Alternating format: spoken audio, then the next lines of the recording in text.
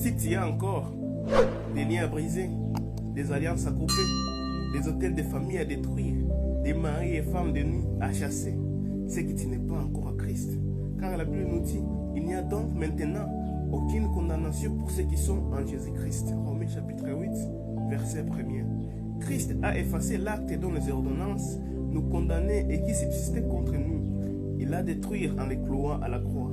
Il a dépouillé les dominations et les autorités et les a livrées publiquement en spectacle, en triomphant d'elles par la croix. Selon Colossiens chapitre 2, verset 14 jusqu'à 15. Le Fils de Dieu a paru afin de détruire les œuvres du diable. 1 Jean chapitre 3, verset 8. Si tu as encore le sang de Jésus-Christ à invoquer, c'est que tu n'es même pas en Christ, car ce n'est même pas écrit dans la Bible. Si tu as encore des gens brûlés comme des cabris, c'est que tu n'es pas encore en Christ, car Jésus nous a recommandé ceci dans Matthieu chapitre 5, verset 44.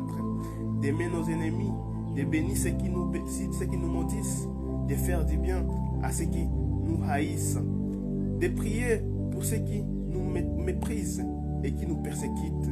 Et aussi il a dit, mais si ton ennemi a faim, donne-lui à manger.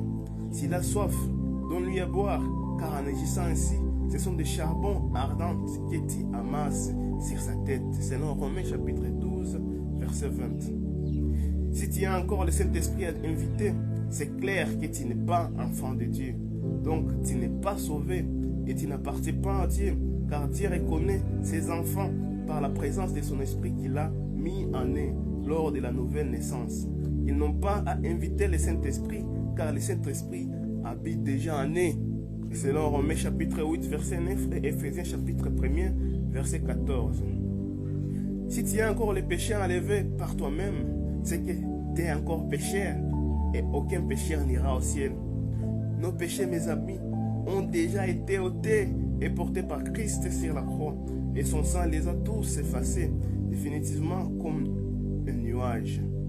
Selon 1 Pierre chapitre 2, verset 24 et Ésaïe chapitre 44, verset 22. Et ceux qui ont le cœur pour comprendre, qu'ils comprennent. Amen.